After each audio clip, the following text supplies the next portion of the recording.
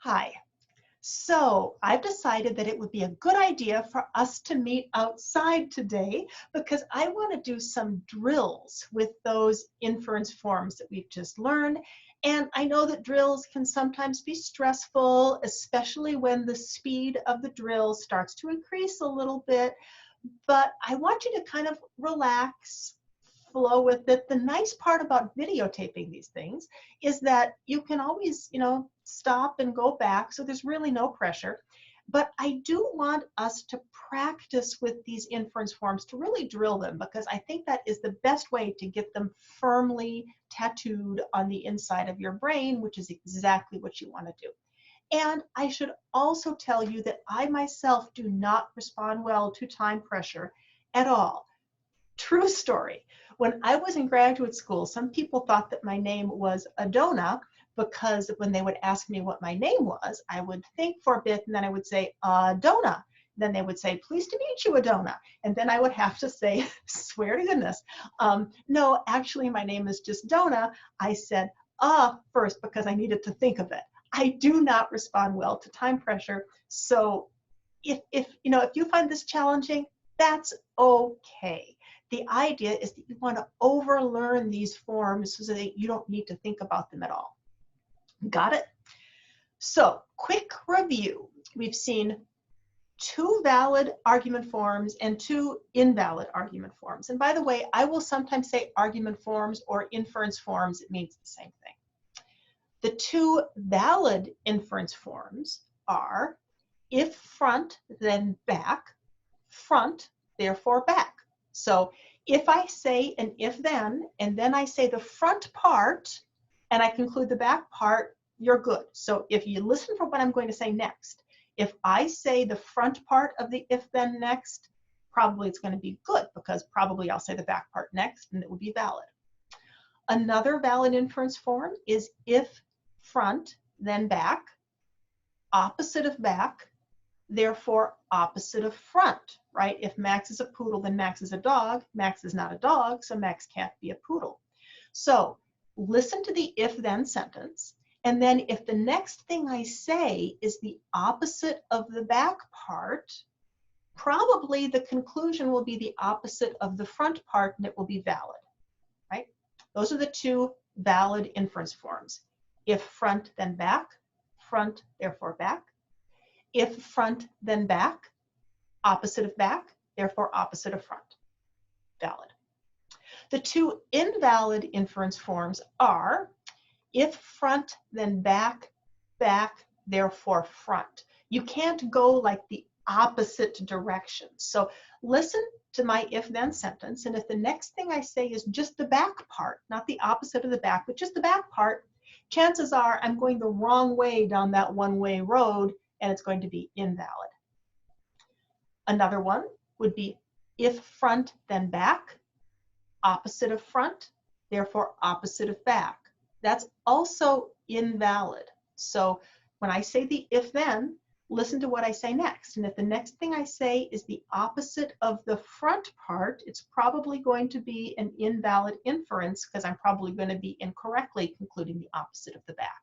So if front, then back, front, therefore back, valid. If front, then back, opposite of back, opposite of front, valid. If front, then back, back, therefore front, invalid.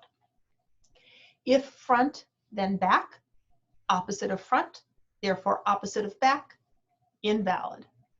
Okay, let's go. What I'm going to do is I'm going to start with a set of 4 at relatively low speed. I'm going to say the inference or I'm going to say the argument and then whether it's valid or invalid and see if you can decide whether it's valid or invalid before I tell you, okay?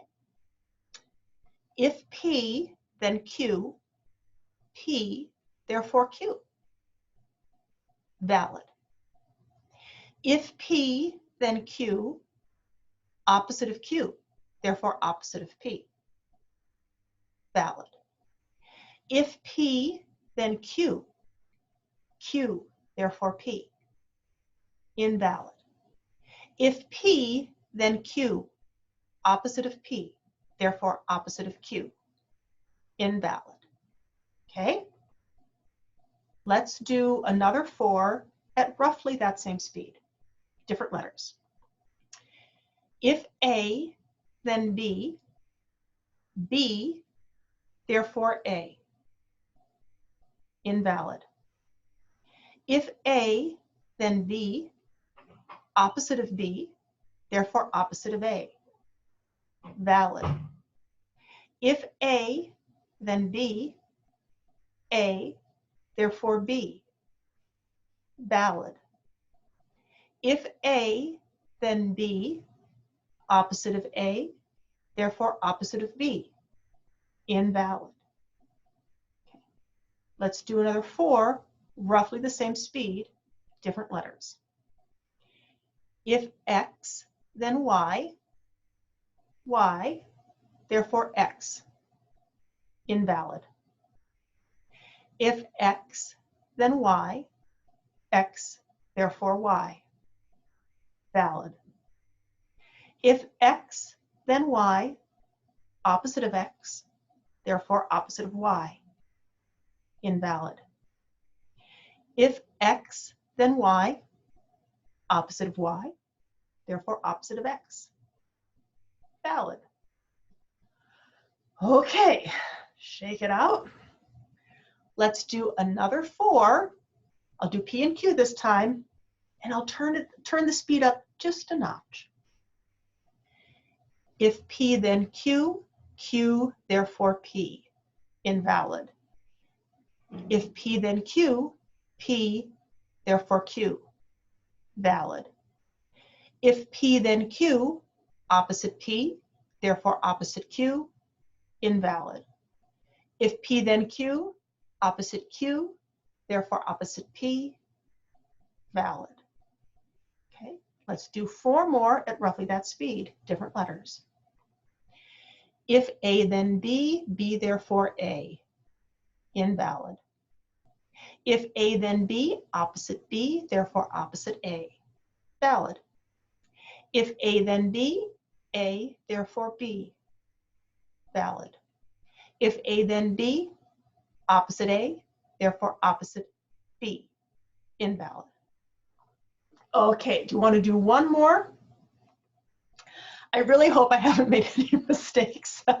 I'll have to watch this again just to make sure. It's kind of hard to say it and keep track of it all at the same time. We'll use X and Y. Okay, here we go. If X, then Y, X, therefore Y. Valid. If X, then Y, Y, therefore X. Invalid. If X, then Y, opposite X, therefore opposite Y. Invalid. If X, then Y, opposite Y, therefore opposite X. Valid. Okay, got it?